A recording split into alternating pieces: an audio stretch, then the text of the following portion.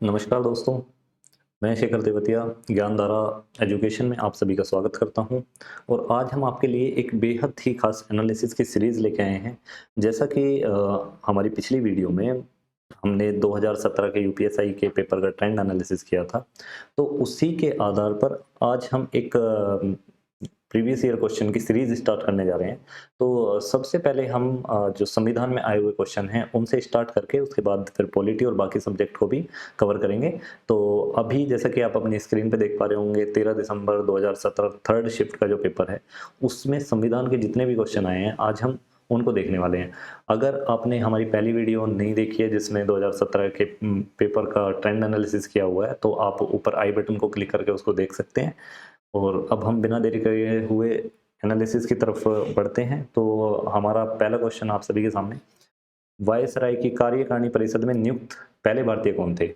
M के गांधी, जवाहरलाल नेहरू, सत्येंद्र प्रसाद सिन्हा या वल्लभ भाई पटेल? तो इस क्वेश्चन का आंसर हो जाता है सत्येंद्र प्रसाद सिन्हा। सत्येंद्र प्रसाद सिन्हा ऐसे पहले व्यक्ति थे जो वायसराय की एग्जीक्यूटिव काउंसिल यानी कि कार्यकारिणी परिषद में शामिल होने वाले पहले भारतीय थे।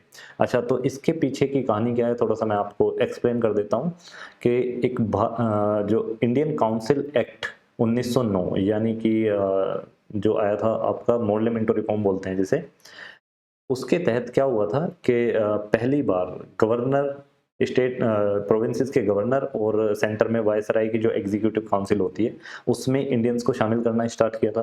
तो ऐसे ही वायसराय की एग्जीक्यूटिव काउंसिल में शामिल होने वाले पहले भारतीय कौन बने? सत्येंद्र प्रसाद सिन्हा। और सत्येंद्र प्रसाद सिन्हा को लो मेंबर के रूप में उसमें शामिल किया गया था एग्जीक्यूटिव काउंसिल में। इसके बाद नेक्स्ट क्वेश्चन देखते हैं। नेक्स्ट क्वेश्चन क्या है? नेक्स्ट क्वेश्चन, किसने गवर्नर जनरल और प्रदेशों के गवर्नर को संवैधानिक प्रमुख का दर्जा दिया? तो यहाँ पे आपको आपके सामने चार ऑप्शन दिख रहे हैं, जैसे भारत सरकार अधिनियम, गवर्नमेंट ऑफ इंडिया एक्ट, निदेशक सिद्धांत यानी कि DPSP directive principles of state policy. तीसरा ऑप्शन है आपके सामने संविधान सभा यानी कि कॉन्स्टिट्यूएंट असेंबली। फोर्थ ऑप्शन आपके सामने है भारतीय स्वतंत्रता अधिनियम, इंडियन इंडिपेंडेंस एक्ट 1947। तो इन चार ऑप्शन में से आपको सबसे अप्रोप्रिएट आंसर इसका क्या लग रहा है? तो इसके बारे में मैं अभी आपको बता देता हूँ कि जो आंसर डी है, भारतीय स्वतंत्रता अधिनियम 1947 के तहत क्या हुआ था कि जो प्रांत होते हैं, प्रोविंसेस होते हैं, उसमें गवर्नर को, और जो सेंटर होता है सेंटर में गवर्नर जनरल यानी कि जो वायसराय का पद होता था। तो भारत स्वतंत्रता अधिनियम 1947 के तहत क्या कर दिया गया था, वायसराय के पद को गवर्नर जनरल का पद बना दिया गया था। और उसके साथ ही ये बोल दिया गया था कि ये गवर्नर जनरल और प्रदेशों में जो गवर्नर होते हैं अब इनका जो पद है वो संवैधानिक होगा, यानी कि ये संवैधानिक प्रमुख होंगे। नेक्स्ट क्वेश्चन की तरफ बढ़ते हैं जरा। इनमें से कौन सा विषय राज्य सूची के अंतर्गत आता है? तो इसमें देखना है कि राज्य सूची के अंतर्गत कौन सा विषय आता है। अब आपके सामने चार विषय दे रखे हैं, जैसे कि जनसंख्या नियंत्रण, परिवार नियोजन, भूमि और भवन पर कर, श्रमिक संघ, औद्योगिक एवं श्रमिक विवाद, रोजगार और बेरोजगारी। तो सबसे पहले हम थोड़ा आंसर डिस्कस कर लेते हैं, उसके बाद हम थोड़ा इसके बारे में डिस्कस करेंगे कि ये राज्य सूची और मतलब ये सूचियां होती कैसे हैं। तो इसके आंसर पे देखते हैं। तो भूमि भवन पर जो कर होता है यानी कि जो हाउस टैक्स होता है वो स्टेट गवर्नमेंट के अंदर आता है, यानी कि ये स्टेट का सब्जेक्ट है, राज्य सूची का विषय है। बाकी के जो आप तीन देख रहे हैं, जनसंख्या नियंत्रण और परिवार नियोजन, श्रमिक संघ, औद्योगिक एवं जो श्रमिक विवाद है, तो ये दोनों ए और सी जो हैं ये आते हैं आपकी कॉन्करेंट लिस्ट के अंदर, यानी कि समवर्ती सूची के विषय हैं। और रोजगार और बेरोजगारी ये आपका सेंटर का सब्जेक्ट है। तो इसके बारे में थोड़ा सा मैं अभी आपको बता देता हूँ क्या क्या होता है कि भारतीय संविधान में अभी 12 अनुसूचियां होती हैं। तो जो 7वीं अनुसूची होती है, 7वीं अनुसूची में जो है ये तीन जो लिस्ट हैं, तीन सूचियां हैं, इनके बारे में डिस्कशन किया गया है। तो पहली सूची होती है जो आपकी यूनियन लिस्ट होती है यानी कि संघ सूची, दूसरी स्टेट लिस्ट यानी कि राज्य सूची, और तीसरी होती है कॉन्करेंट लिस्ट यानी कि समवर्ती सूची। तो इनमें सब में अपने अलग अलग विषय हैं। जैसे कि आप सबसे पहले देखेंगे संघ सूची में, जब संघ सूची यानी कि जब संविधान लागू हुआ था तो इसमें लगभग 97 विषय थे, अभी इसमें 100 विषय हैं। उसके बाद दूसरा आपका, अगर हम स्टेट लिस्ट की बात करते हैं, राज्य सूची के बारे में बात करें, तो राज्य सूची में लगभग 66 सब्जेक्ट थे। और कॉन्करेंट लिस्ट में लगभग 47 सब्जेक्ट थे। लेकिन हुआ क्या, एक 42वां संविधान संशोधन 1976 में होता है, जिसमें लगभग 5 सब्जेक्ट को स्टेट लिस्ट से हटाकर कॉन्करेंट लिस्ट में शामिल कर दिया जाता है। ठीक है जी। तो यानी कि अब अगर प्रेजेंट में देखें तो संघ सूची में आपके 100 विषय हो जाते हैं, राज्य सूची में आपके 61 विषय हो जाते हैं, और समवर्ती सूची में आपके कितने विषय हो जाते हैं, ये हो जाते हैं आपके 52 विषय हो जाते हैं। ठीक है जी। तो इसमें अगर आप देखें तो इसमें थोड़ा सा एक बात हम ये देख सकते हैं कि एक आर्टिकल 249 होता है, यानी कि 249 संविधान का आर्टिकल 249 क्या कहता है कि अगर देश हित में हो तो केंद्र सरकार यानी कि जो पार्लियामेंट है वो राज्य सूची पर भी कानून बना सकती है। ठीक है जी। नेक्स्ट क्वेश्चन पे चलते हैं। नेक्स्ट क्वेश्चन है जैसे स्वतंत्रता के अधिकार में निहित है, यानी कि ये क्वेश्चन आपका फंडामेंटल राइट से आ गया है। फंडामेंटल राइट से क्वेश्चन आ गया तो इसमें ऑप्शन देखते हैं। कोई भी पेशा अपनाना, यानी कि फ्रीडम ऑफ फ्रीडम, ये हो जाएगा आपका। दूसरा हो जाएगा इसमें भाषण की स्वतंत्रता, यानी कि freedom of expression, freedom of speech, ये आ जाएगा इसमें। तीसरा आ जाता है अस्पृश्यता का उन्मूलन, यानी कि ये जो हो जाता है। डी ऑप्शन है इसमें धर्म का पालन एवं प्रचार। तो इसमें आप देखिए स्वतंत्रता का अधिकार यानी कि right to freedom, right to freedom आपका आर्टिकल 19 से लेके 22 तक आपका राइट टू फ्रीडम होता है। और 19 में लगभग 6 विषय दिए हुए हैं, उनमें से एक है जैसे आप कोई भी पेशा अपना सकते हैं, कोई भी पेशा, यानी कि राइट टू प्रोफेशन, प्रोफेशन का आपको प्रोफेशन की स्वतंत्रता का आपको अधिकार है, तो यानी कि पहला बिल्कुल ठीक है। दूसरा भाषण की स्वतंत्रता, तो ये भी speech and expression, freedom of speech and expression, तो ये भी उसमें से ही है। अब लेकिन जो सी आ जाता है, ये अस्पृश्यता का उन्मूलन, तो ये स्वतंत्रता का अधिकार नहीं है, ये बराबरी का अधिकार है, यानी कि समानता का अधिकार है, तो ये इसमें नहीं आता। दूसरा आपका जो डी ऑप्शन है धर्म का पालन एवं प्रचार, तो इसके लिए अलग से धार्मिक स्वतंत्रता के जो आपके फंडामेंटल राइट हैं ये उसके अंदर आता है। तो जो स्वतंत्रता के अधिकार हैं राइट टू फ्रीडम के अंदर आपके ए और बी, यही ए और बी ही आते हैं, यानी कि पहला ऑप्शन आपका बिल्कुल करेक्ट है। नेक्स्ट क्वेश्चन पे चलते हैं। भारत की राज्य नीति के निदेशक सिद्धांतों के संदर्भ में निम्न में से कौन सा वक्तव्य सही है, यानी कि ये डीपीएसपी से क्वेश्चन आ जाता है। डीपीएसपी यानी कि directive principles of state policy. तो directive principle of state policy को संविधान के चौथे भाग में दिया हुआ है। तो इसमें ऑप्शन आपके सामने है, जैसे कि पहला ऑप्शन क्या कहता है, सामाजिक व आर्थिक उन्नति के लिए ये राज्य को संबोधित किए गए कुछ निर्देश होते हैं। दूसरा, ये न्यायालय में परिवर्तनीय है। तो सबसे पहले देखना है कि डीपीएसपी डायरेक्टिव प्रिंसिपल्स का मतलब क्या है। डायरेक्टिव प्रिंसिपल का मतलब ये होता है कि जब भी कोई भी सरकार कोई नियम या कानून बनाती है तो उसको डायरेक्टिव प्रिंसिपल्स को, यानी कि जो आपके नीति निर्देशक सिद्धांत होते हैं उनको ध्यान में रखकर कानून बनाना चाहिए। तो पहली बात बिल्कुल हमारी बिल्कुल ठीक हो जाती है, पहला ऑप्शन बिल्कुल ठीक है। दूसरा, ये न्यायालय में परिवर्तनीय है, तो ये ऑप्शन बिल्कुल गलत हो जाता है। ये ऑप्शन गलत इसलिए हो जाता है क्योंकि इनको आप, अगर आपके डीपीएसपी से रिलेटेड कोई भी मतलब गड़बड़ होती है तो आप कोर्ट में नहीं जा सकते इसके लिए। ठीक है, ये न्यायालय में परिवर्तनीय नहीं है, यानी ये कोर्ट में जस्टिसेबल नहीं है। तो ऑप्शन आपका ए ही ठीक है इसमें। तो इसके लिए आप देख लेते हैं, इसके लिए तो बी आपका ठीक है, केवल ए। नेक्स्ट क्वेश्चन की तरफ बढ़ते हैं। तो सबसे पहले क्वेश्चन आ जाता है इसमें, वर्ष 1956 में मुख्यतः किन मानदंडों के आधार पर राज्यों का पुनर्गठन किया गया था। ऑप्शन ए, बाह्य एवं आंतरिक सुरक्षा। दूसरा, प्रशासन की सुविधा। और तीसरा, भाषागत और सांस्कृतिक एकरूपता। चौथा हो जाता है भौगोलिक समानता और संसाधन आवंटन। तो ये 1 नवंबर 1956 को एक स्टेट रीऑर्गेनाइजेशन एक्ट, राज्य पुनर्गठन अधिनियम आता है। तो उसके तहत बहुत सारे राज्यों और केंद्र शासित प्रदेशों का गठन होता है 1 नवंबर 1956 के तहत। तो इसमें आधार क्या था, राज्यों के पुनर्गठन का आधार क्या बनाया गया, भाषागत और सांस्कृतिक एकरूपता, यानी कि लिंग्विस्टिक और कल्चरल सिमिलरिटी, इसको जो है ये इसका आधार बनाया गया राज्यों के पुनर्गठन का। नेक्स्ट क्वेश्चन की तरफ अगर हम बढ़ते हैं तो इसमें आता है, भारतीय संविधान का कौन सा अनुच्छेद कहता है संघ के लिए एक संसद होगी जो राष्ट्रपति और 2 सदनों से मिलकर बनेगी, जिनके नाम राज्यसभा और लोकसभा होंगे। तो ये आपका क्वेश्चन पार्लियामेंट से आ गया।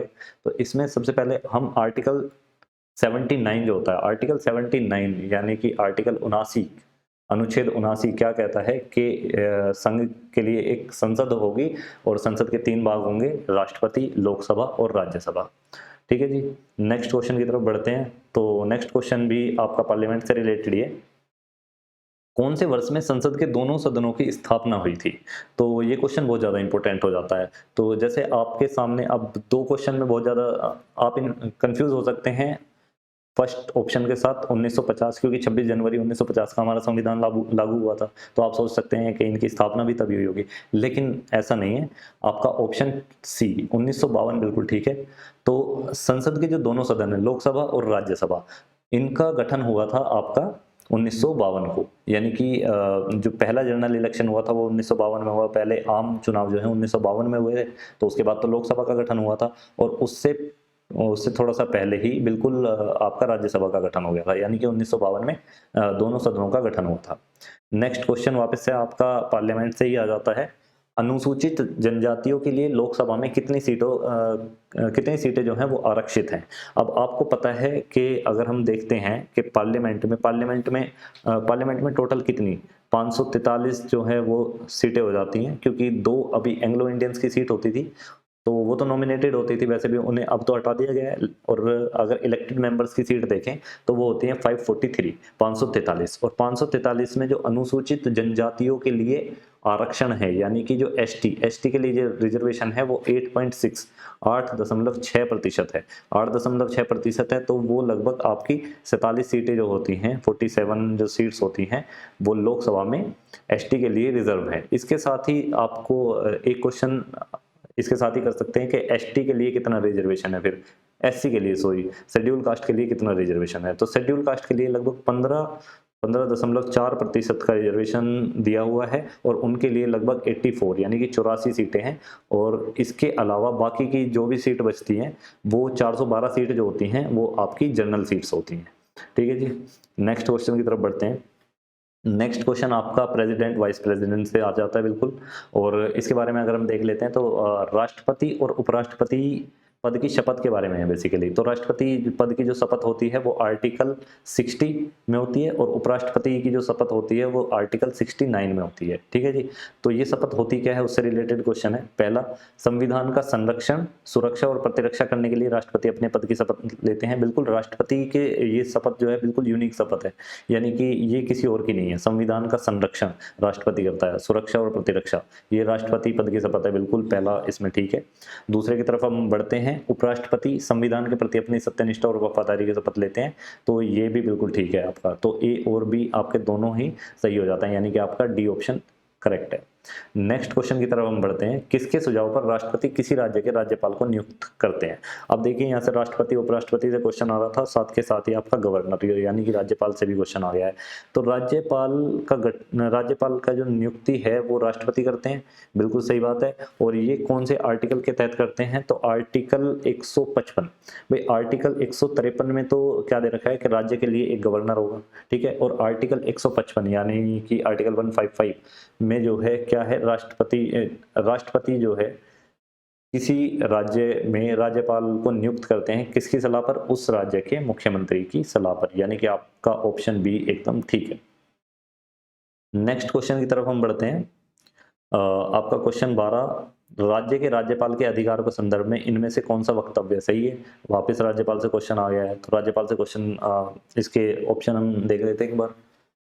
पहला इसमें दे रखा है, विधानसभा द्वारा पारित किसी विधेयक पर वह अपनी स्वीकृति न देकर उसे राष्ट्रपति के पास अनुमोदन के लिए भेज सकता है। बिल्कुल, जब आप राज्यपाल पढ़ेंगे तो उसमें आपको पता चलेगा कि जब भी कोई कानून विधानसभा द्वारा बनता है या फिर विधान परिषद द्वारा बनता है, मतलब दोनों सदनों में पास होने के बाद वो जाता है राज्यपाल के पास। और राज्यपाल के पास फिर क्या क्या ऑप्शन होते हैं? राज्यपाल के पास ऑप्शन होते हैं, या तो वो उसको अपनी अनुमति दे सकता है, या फिर उसको रोक के रख सकता है। तीसरा, वो उसके पास एक ऑप्शन और होता है कि वो राष्ट्रपति के पास भेज सकता है उसको।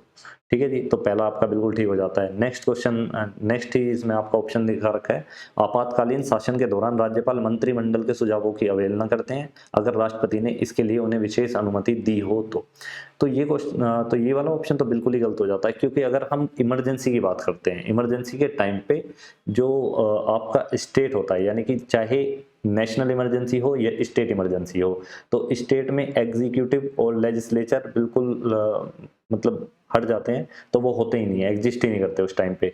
आपने कभी राष्ट्रपति शासन सुना होगा, तो राष्ट्रपति शासन जहाँ पे होता है तो वहाँ पे एग्जीक्यूटिव काम ही नहीं कर रहा होता है, उस टाइम पे सरकार गिर जाती है।